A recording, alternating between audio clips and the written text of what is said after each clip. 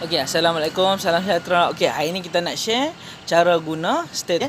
So, apa yang kita dengar? So, yang kalau normal, nama bunyinya adalah vesicular sound. Maksudnya lung clear. Selalu kita kata lung clear. Maksudnya kita dengar udara tu masuk dan udara tu keluar dalam keadaan lancar. Dia lembut, low pitch, normal lung. Okey. Kalau yang kedua yang ada masalah, kita panggil dia wheezing. Wheezing itu maksudnya bunyi berterusan, nyaring. Okey. Lepas tu macam orang bersiul semasa tarik nafas. Dia nyaring sangat. Kemudian selalunya disebabkan kahak banyak ataupun bengkak dekat dalam paru-paru, benda asing, ketumbuhan, kanser ataupun asma, bronkitis dan sebagainya.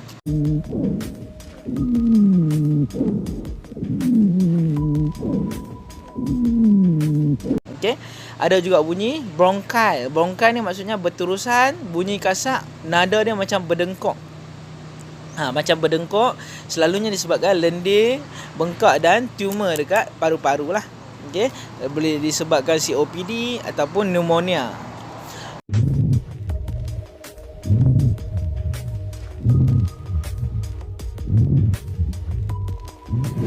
Kalau pleural rak pula, maksudnya macam kita dengar paru-paru kita ni tengah bergeser.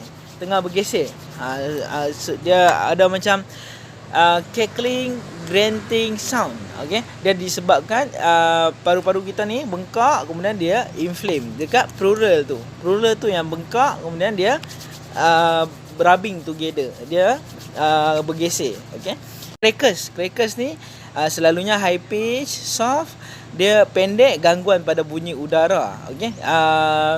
Lepas tu nada yang tinggi disebabkan oleh collapse alveoli. Dia punya collapse, tak boleh berfungsi dengan baik. So, kita boleh dengar macam udara tu melalui cecair atau lendir-lendir dalam paru-paru kita. Okey, selalunya ada masalah pneumonia dan sebagainya lah.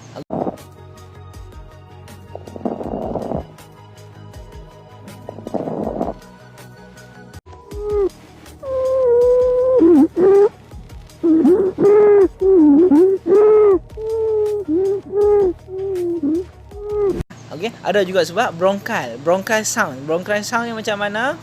Dia harsh, dia bunyi yang kuat, harsh. Lepas tu dia abnormal fluid dalam kita punya chest wall. Okey. Itu saja dari saya. Terima kasih kerana menonton.